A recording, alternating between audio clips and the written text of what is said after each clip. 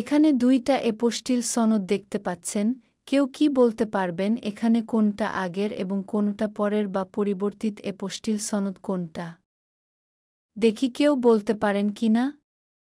দেখতে পাচ্ছেন এখানে দুইটা একই কিন্তু পরিবর্তন আছে। 17 নভেম্বর 2025 থেকে পরিবর্তিত এপোস্টিল সনদ দেওয়া শুরু হয়েছে। মানে আপনার এপোস্টিল সনদ যদি 17 নভেম্বর 2025 থেকে ইস্যু করে থাকে তাহলে আপনি পরিবর্তিত এপোস্টিল সনদ পাবেন। এখানে দেখে বুঝার মতো উপায় নেই যে এপোস্টিল সনদ এখানে পরিবর্তন হয়েছে, কিন্তু তারপরও আমি এখানে মেজর 3টি পরিবর্তন নিয়ে আলোচনা করব বা দেখাব। তাহলে চলুন আমরা নিচে যেয়ে এই দুইটি এপোস্টিলের কোথায় কোথায় পরিবর্তন হয়েছে তা নিয়ে আলোচনা করি। পরিবর্তিত অংশ। এখানে আমি সুন্দর করে মার্ক করে বুঝিয়ে দিয়েছি যে কোনো জায়গায় পরিবর্তন হয়েছে। আমি আগের এপোস্টিল সনদ এবং পরের এপোস্টিল সনদ পাশাপাশি রেখে চিহ্নিত করে দেখাচ্ছি, লাল মার্কগুলো অংশে পরিবর্তিত হয়েছে।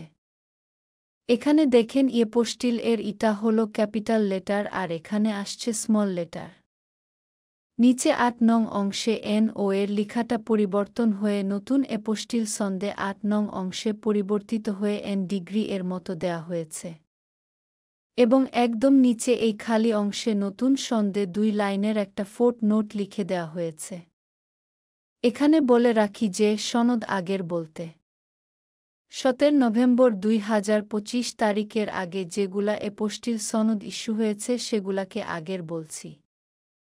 আর পরিবর্তিত হয়ে যে এপোস্টিল সনদ 17 নভেম্বর 2025 থেকে দেয়া হচ্ছে সেগুলাকে পরের বলছি। মানে পরিবর্তন হয়ে নতুন এপোস্টিল সনদ।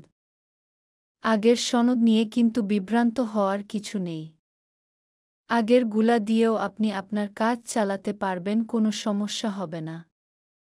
তাই কেউ বিভ্রান্ত হবেন না যে পরিবর্তিত সনদ এর স্থলে আগেরটা দিয়ে কোনো সমস্যার সম্মুখীন হবে কিনা।